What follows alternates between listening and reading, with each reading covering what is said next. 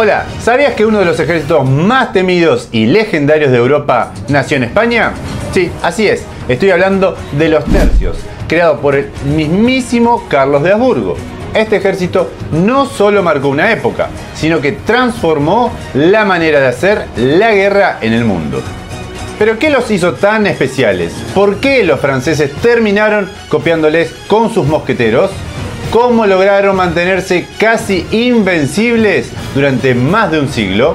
En este video entonces vamos a explorar el origen de los tercios, sus innovaciones militares y claro, cómo llegaron a su auge y caída. Porque sí, hasta los mejores ejércitos tienen un final, pero el legado de los tercios vive hasta hoy. Así que quédate hasta el final, porque esta historia no solo está llena de estrategia y batallas épicas, también tiene intrigas y lecciones que cambiaron el rumbo de Europa. ¿Listos para conocer a los soldados que llevaron a España a lo más alto de su poder militar? Dale, ahí vamos. En febrero de 1530, después de casi 4 años de guerra, el emperador Carlos de Habsburgo fue coronado como rey de Italia.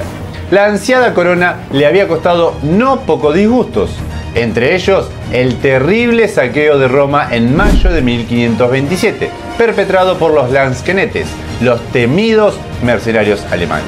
Aquella mala experiencia por la que tuvo que disculparse ante el Papa Clemente VII fue seguramente uno de los motivos que le llevó a querer crear una fuerza militar más fiable para mantener bajo control las posesiones en Italia, que tanta sangre y dinero le habían costado.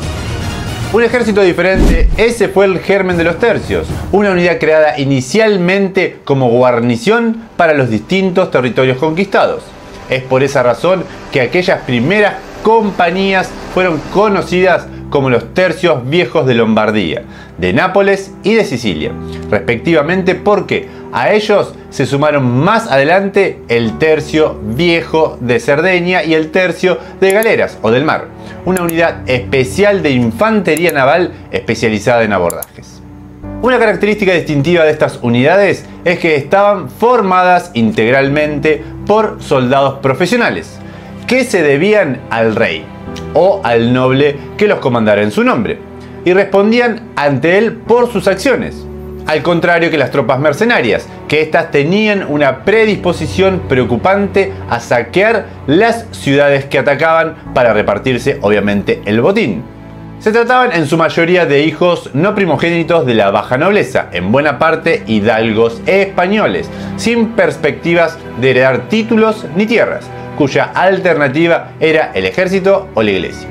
Sin embargo, lo que en un principio debían ser tropas de guarnición no tardaron en ser movilizadas como apoyo en los diversos frentes de guerra, que se le abrieron al emperador durante todo su reinado.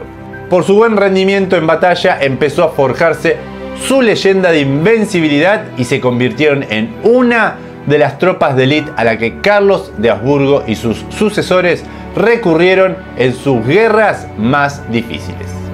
La supremacía de los tercios se basaba en diversas innovaciones, tanto armamentísticas como tácticas. En primer lugar, introdujeron los mosquetes, una versión más potente y pesada del arcabuz, que si bien no tenía la misma potencia de fuego que la artillería, resultaba más versátil que esta y tenía más alcance que el mosquete. En segundo lugar, y esto resultó decisivo, fueron la primera unidad militar en combinar de forma efectiva las armas tradicionales y las de fuego. Un tercio estaba compuesto por 3 tipos de soldados: los piqueros, arcabuceros y mosqueteros. Los piqueros constituían la infantería tradicional e inicialmente formaban el grueso de las tropas, hasta 3/4 partes o más. Los arcabuceros se distribuían a ambos flancos de los primeros como apoyo y escolta, ya que sus armas tenían poco alcance y precisión, más o menos hay que calcularle unos 25 a 50 metros. Los mosqueteros se introdujeron más tarde y hacían las veces de artillería ligera, ya que los primeros mosquetes eran muy pesados y hacía falta una especie de soporte para apuntar. A medida que la tecnología de las armas de fuego iba evolucionando, estas fueron ganando un poco de papel mejor, digamos, pero al principio su función principal era que hostigar y atemorizar al enemigo. puesto que en los primeros modelos las balas disparadas en realidad rebotaban en el interior del cañón. Hacer diana era en parte una cuestión de suerte. Otro factor a tener en cuenta era el carácter humano de las tropas. Así es, al tratarse principalmente de nobles, aunque fueran de bajo rango, tenían muy pero muy arraigado un carácter orgulloso y un concepto de honor que les impulsaba a buscar la gloria en el combate y a no rendirse.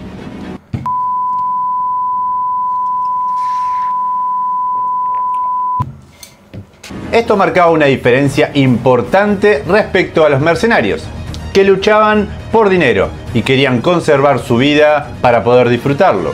E incluso, bueno, cambiar de bando si la oferta era buena o era mejor.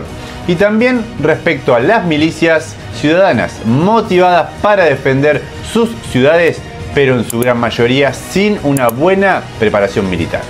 Ese carácter de los soldados que combatían en los tercios los hacía mucho más fiables y contribuyó a forjar su buenísima leyenda.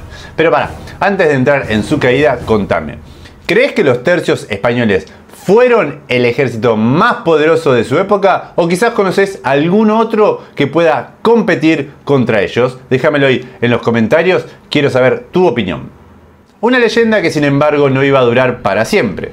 Otras naciones no tardaron en copiar y adaptar el modelo de los tercios, reclutando soldados entre la baja nobleza e instruyéndoles en el manejo de diversas armas. El ejemplo más célebre fueron los famosos mosqueteros franceses, que a pesar de su nombre manejaban también la espada y no solo el mosquete. Además, la rama hispánica de los Habsburgo empezó a tener problemas económicos, que por una parte le hicieron perder rápidamente ventaja en el terreno armamentístico y por otra redujeron la disponibilidad de soldados para los tercios, que al ser una unidad de élite recibían una paga acorde. A mediados del siglo XVII los tercios estaban en crisis por un armamento obsoleto y la ausencia de nuevos soldados para cubrir las bajas.